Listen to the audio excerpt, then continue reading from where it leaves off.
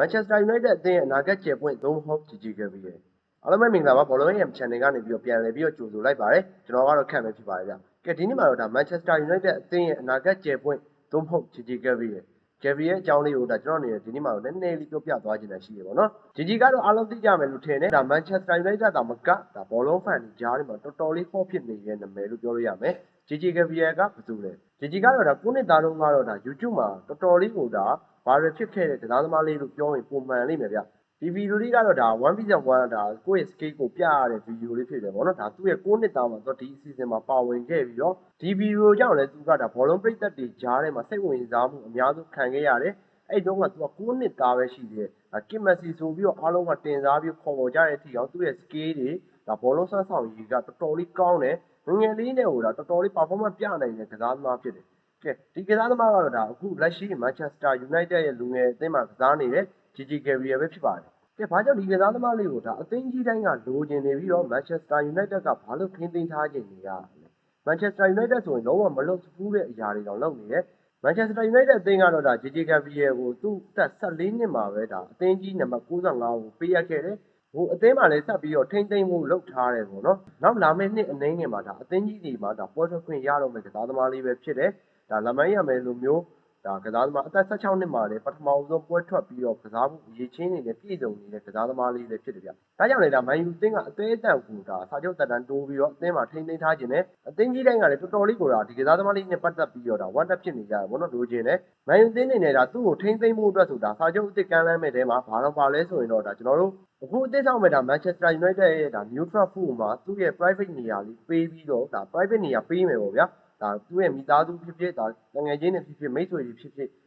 ကြည့်ရှုဖို့အတွက်ကိုဒါ Neutral Foot မှာတနေရာ private တီးတက်တနေရာပေးပြီးကိုကမ်းလှမ်းထားတယ်။လုပ်ပေးမယ်ပေါ့ဗျာ။အသင်းမှာဆက်နေခဲ့ရင်ဒီလိုမျိုးနေရာမျိုးလုပ်ပေးမယ်ဆိုပြီးအထီအောင်ကမ်းလှမ်းတာ။ဒါကဒါ Manchester United ရဲ့သမိုင်းတစ်လျှောက်မှာဘယ်လူငယ်ကစားသမားကိုမှဒီလိုမျိုးဖွင့်ရေးမျိုးနဲ့စာချုပ်ကိုမကမ်းလှမ်းဘူးသေးဘူး။ဒါ Gigi ကပထမဆုံးကမ်းလှမ်းခြင်းခံရတဲ့ကစားသမားလေးဖြစ်တယ်။မန်ယူကဒီလိုမျိုးကမ်းလှမ်းတာကကျွန်တော်အပြစ်တော့သွားပြောလို့မရဘူး။ Gigi ကလည်းဒီလိုမျိုးကမ်းလှမ်းခံရအောင်တော်တော်လေးကောင်းနေတယ်။ဒါမန်ယူအသင်းကပဲဒီလိုမျိုးထူးထူးဆန်းဆန်းဒါကမ်းလှမ်းမှုတွေလုပ်ထားတာမဟုတ်ဘူး။ရှေ့မှာဆိုရင်ဒါဘာစီလိုနာကသူတို့ရဲ့နုကန်ကိုတော့ခေါ်ပြီးတော့ဒါလမိုင်းရမယ်နဲ့ဒါဆွဲဆောင်တယ်ပေါ့နော်ဒါသူတို့ရဲ့နုကန်ကိုလိုက်ပြတယ်ဘာစီလိုနာအသင်းရဲ့အထိတ်မှတ်နေရာတွေကိုလိုက်ပြတယ်ဒါလမိုင်းရမယ်ကိုယ်တိုင်လိုက်ပြတယ်ပေါ့နော်ဒါကတော့ဒါ Gigi ကိုခေါ်ခြင်းလို့ဒါဘာစီလိုနာအသင်းကဒါဆွဲဆောင်ခဲ့တဲ့နီလန်ပဲပေါ့နော်ဒါကြောင့်ဒါမန်ယူအသင်းကဒီလိုမျိုးချက်လက်တွေနဲ့စာချုပ်တစ်ကမ်းလှမ်းတာကိုကျွန်တော်အနေနဲ့လွန်တယ်လို့တော့မထင်ဘူးဗျဒါမန်ယူနဲ့ဘာစီလိုနာအပြင်ကိုမှကျွန်တော်တို့ရဲ့နာမည်ကြီး brand တစ်ခုဖြစ်တဲ့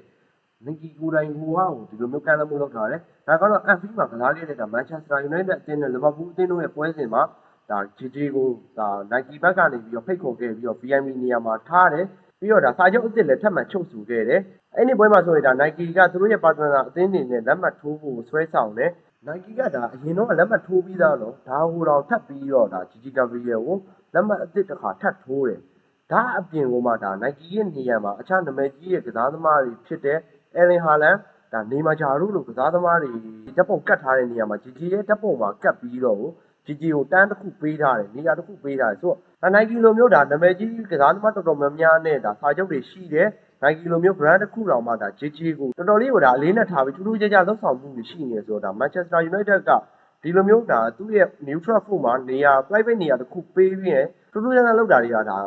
ါမလွန်ဘူးလို့တော့ကျွန်တော်အနေနဲ့ထင်တယ်ပေါ့နော်ကဲ Gigi အကြောင်းလေးပဲဆက်ပြောလိုက်အောင် Gigi ကခုနကဒါကျွန်တော်ပြောခဲ့သလိုပဲသူ့ရဲ့အသက်9နှစ်သားမှာဒါကစ်မက်ဆီဆိုပြီးတော့ YouTube မှာတော်တော်လေး viral ဖြစ်ခဲ့တဲ့ဒါလူငယ်ကစားသမားလေးဖြစ်တယ်။ Gigi ရဲ့အသက်17နှစ်မှာပဲဒါ Manchester United ကလက်ဦးမှုရယူပြီးတော့ Gigi နဲ့စာချုပ်ချုပ်ဆိုနိုင်ခဲ့တယ်။ဒီလိုမျိုးဒါအနာဂတ်မှာလမိုင်းရမယ်ထက်တောင်ပိုတောက်ပနိုင်တဲ့ကစားသမားမျိုးကိုလက်ဦးမှုရယူနိုင်ခဲ့တယ်။ဘာကြောင့်လဲဆိုရင်တော့ဒါ Manchester United မှာအဲ့အချိန်တုန်းက Ronaldo ရှိနေခဲ့တယ်။ Gigi နဲ့စာချုပ်ချုပ်ခဲ့တဲ့လူကတော့ဒါအခြားသူတော့မဟုတ်ဘူးပေါ့နော်။ဒါ Ronaldo ရဲ့သား Ronaldo Junior နဲ့ဒါအတူနှစ်ယောက်စာချုပ်ချုပ်ဆိုခဲ့တာဖြစ်တယ်။ဒီလိုမျိုးစာချုပ်ချုပ်ဆိုနိုင်ခြင်းကလည်းဒါ Ronaldo ရဲ့ပုံရိပ်ကြီးမားမှုကြောင့်လည်းအများကြီးသက်ဆိုင်နေလို့တော့ကျွန်တော်ထင်တယ်ပေါ့နော် Ronaldo ကိုယ်တိုင်ကလည်းဒါ Gigi ကိုသူ့ရဲ့အိမ်ကိုအလဲဖိတ်ခေါ်ပြီးတော့ Ronaldo ကိုယ်တိုင်လက်မှတ်ထိုးထားတဲ့ဂျာစီကို Gigi ကိုလက်ဆောင်ပေးခဲ့တာမျိုးတွေလည်းဒါရှိလုပ်ခဲ့တယ်ပေါ့နော် Gigi ကဒါ Ivory Passport ကင်ဆောင်ထားတဲ့ကစားသမားမျိုးဖြစ်တာကြောင့်ဒါ Europe ရဲ့ဘယ်အသင်းမှမဆိုတွားရောက်ကစားနိုင်တဲ့ကစားသမားမျိုးဖြစ်တယ်ဒါကြောင့်လည်းဒါအသင်းကြီးတွေဖြစ်ကြတဲ့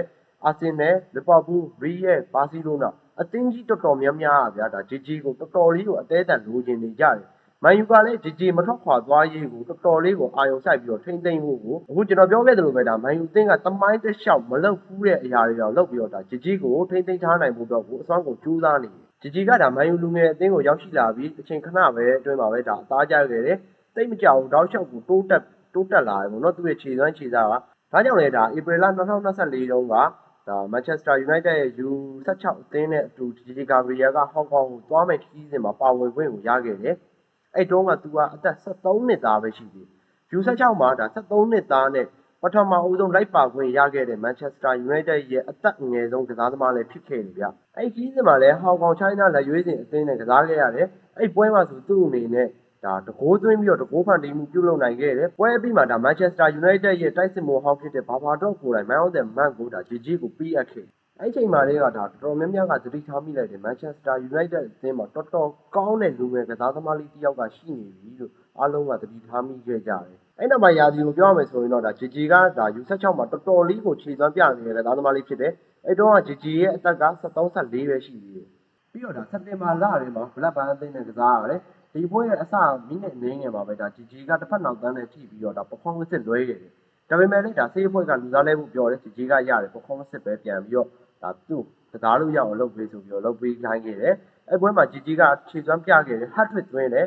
တကူဖန်တီးပေးခဲ့တယ်အဲ့ပွဲမှာ Blackburn ကို4-0နဲ့ United U16 ကအနိုင်ရရှိခဲ့တယ်ဆိုတော့အဲ့တော့ GG ကအသက်14နှစ်နဲ့ဒီလောက်တောင်လုတ်ပြထားတဲ့ကစားသမားမျိုးဖြစ်တယ်အဲ့ဒီအချိန်တုန်းကအထိတောင်မှဒါ GG ကယ်ဗီယယ်ကအခုလိုမျိုးဒါလူတွေရဲ့ပါဇက်ပြားတိုင်းမှာဒါရေပန်းစားပြီးတော့ဒါ popular အရင်မဖြစ်သေးဘူးအဓိကဒါကျွန်တော်တို့ရဲ့ပါဇက်ပြားကိုရောက်ရှိလာပြီးတော့ popular ဖြစ်သွားတယ်လူများကြားထဲမှာရေပန်းစားသွားတဲ့အကြောင်းအရာကတော့ဒါဧပြီလက9ရက်နေ့ကဖြစ်ခဲ့တဲ့အကြောင်းအရာတစ်ခုကြောင့်ပဲပြောရင်တော့ဒါမမှားဘူးလို့ထင်တယ်ဗျ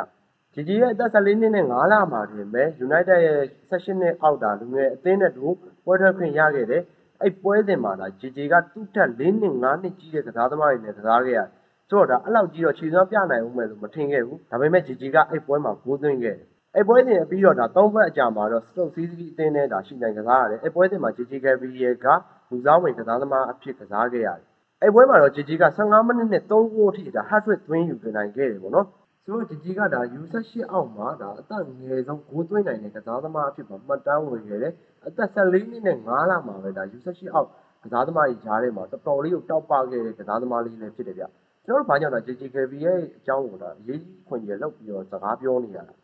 ။တော်တော်လေးကောင်းတဲ့ကစားသမားတစ်ယောက်ဖြစ်လို့ဒါကျွန်တော်တွေမကပဲနဲ့တော်တော်များများကဒါ GG ကယ်ဗီရဲ့အကြောင်းကိုတော်တော်လေးအရေးကြီးလို့လုပ်ပြီးတော့ပြောနေကြရဗျ။ဒါနဲ့ဒါ GG ကယ်ဗီယာကဘလောက်ကောင်းတဲ့ကစားသမားတစ်ယောက်ဖြစ်လဲဆိုတာညီကိုတို့မှန်းဆလို့ရပါတယ်အသက်9နှစ်မှာပဲဒါကစ်မက်ဆီဆိုတဲ့နာမည်နဲ့ဒါ YouTube မှာတောက်ပခဲ့တယ်သူ့ရဲ့ဘောလုံးထိမ့်သိမ့်တဲ့စကီးကတော်တော်လေးကောင်းတယ်ဘောလုံးကဘယ်နဲ့ရောညာနဲ့ရောပါဒါပိုင်နိုင်ကန်နိုင်တဲ့ကစားသမားဖြစ်တယ်သူ့ရဲ့အချောင်းမှာဆိုတာဘောလုံးကကော်နဲ့ကတ်နေသလားတော့ထင်ရတယ်ဒါဘောလုံးရဲ့အထိမ့်သိမ့်မှုစကီးကတော်တော်လေးကောင်းတဲ့ကစားသမားမျိုးဖြစ်တယ်ဗျဒါကြောင့်လေဒါ GG ကိုဒါအသင်းကြီးတော်တော်များများကအသေးအံလူချင်းနေကြပြီးတော့ Manchester United ကလည်းအသေးအံထိမ့်သိမ်းနေရတဲ့အကြောင်းရင်းပဲဖြစ်တယ်လို့ကျွန်တော်ကတော့ထင်တယ်ဗျဆိုတော့အသက်14နှစ်ကျော်လေးတွေမှာပဲဒီလောက်ထိဆွမ်းဆောင်ရည်ကိုပြသထားတဲ့ကစားသမားမျိုးကိုဗျဘယ်အသင်းကမထိမ့်သိမ်းခြင်းပဲနေပါမလဲဘယ်အသင်းကရောမလိုချင်ပဲနဲ့နေပါမလဲအသင်းကြီးတိုင်းကြီးပါကတော်တော်လေးလိုချင်နေတဲ့ကစားသမားမျိုးဖြစ်တယ်အနာဂတ်မှာတော့ဒါ GG ကယ်ဗီယာကအခြားအသင်းတွေကိုပြောင်းသွားမလားဒါမှမဟုတ် Manchester United မှာပဲဆက်ရှိပြီးတော့ Manchester United အတွက်အကူရတဲ့တိုက်စစ်မှုတစ်ယောက်ဖြစ်လာမလားဆိုတော့ဒါကျွန်တော်တို့စောင့်ကြည့်ရမယ်ထိန်းသိမ်းနိုင်ခဲ့ရင်တော့ဒါ Manchester United အသင်းအတွက်ကတော့တော်တော်လေးတန်ဖိုးရှိတဲ့အရာတစ်ခုဖြစ်သွားပါလိမ့်မယ်ဗျဆိုတော့ GG ကလာမယ့်နှစ်အနေငယ်မှာပဲဒါအသင်းကြီးမှာပါဝင်ပွဲထွက်ခွင့်ရနိုင်တဲ့ကစားသမားမျိုးလည်းဖြစ်တယ်ဒါလမိုင်းရမယ်လို့မျိုးအသက်16နှစ်မှာတဲ့အသင်းကြီးမှာပါဝင်ပြီးတော့ခြေစွမ်းတွေပြနိုင်မဲ့ကစားသမားမျိုးလေးလည်းဖြစ်တယ်ဗျဒါကြောင့်လည်းဒါ Manchester United ကဒါထိန်းသိမ်းနိုင်ခဲ့မယ်ဆိုရင် United သမိုင်းတစ်လျှောက်အသက်ငယ်ဆုံးပွဲထွက်ခွင့်ရမယ်လူငယ်ကစားသမားဖြစ်လဲဒါမှတ်တမ်းဝင်သွားမှာဖြစ်ပါတယ်ဗျ။အဲဆိုတော့ညီကိုတို့အနေနဲ့ကြောက်တော့ဒါဘယ်လိုမျိုးထင်ကြလဲပေါ့ဒါ United ကဒီလိုမျိုးတစ်ခန်းတနာတွေဒါမလွတ်စပူးတွေလောက်ပြီးတော့ GG ကယ်ဗီယာကိုစာကြောင်းတစ်ကမ်းလန်းတာကိုဒါဘယ်လိုမျိုးမြင်ကြလဲကျွန်တော်ကတော့ဒါလောက်တင်တယ်လို့ပဲထင်တယ်တော်တော်လေးကောင်းတဲ့ကစားသမားဖြစ်တယ်။ Nike လိုမျိုးဒါတော်တော်နာမည်ကြီးတဲ့ brand တစ်ခုတောင်မှဒါအလေးနဲ့ထားပြီးလုပ်နေတဲ့အရာကို Manchester United ကဒီလောက်မှမလုပ်ပေးရင်တော့ GG ကိုဆုံးရှုံးရမှုရှိတယ်လို့ကျွန်တော်မြင်တယ်။ဒါကြောင့်လည်းဒီလိုမျိုးကမ်းလှမ်းမှုတွေနဲ့ဒါ GG ကိုဆွဲဆောင်ထားတယ်လို့ကျွန်တော်မြင်တယ်ဗျ။ကဲညီကိုတို့မြင်သေးကိုလည်းဒါတစ်ချက်လောက်ဝင်ရခဲ့ကြပါအောင်ဗျ။ကဲကြည့်ရှုပေးတဲ့ညီကိုတယောက်ချင်းစီတိုင်းကိုအများကြီးပဲကျေးဇူးတင်ပါတယ်။ ကဲနောက်ရက်တွေကျရင်လူမျိုးစိတ်ဝင်စားစရာဘောလုံးသတင်းလေးတွေနဲ့အတူကျွန်တော်အများနဲ့ပြောပြပေးသွားမှာဖြစ်လို့ကျွန်တော်ရဲ့ TikTok အကောင့်နဲ့ YouTube အကောင့်လေးကို follow လုပ်ပေးထားကြဖို့ကျွန်တော်လည်းပြောချင်ပါတယ်ဗျကဲအားလုံးပဲဘိုင်ဘိုင်ပါဗျာ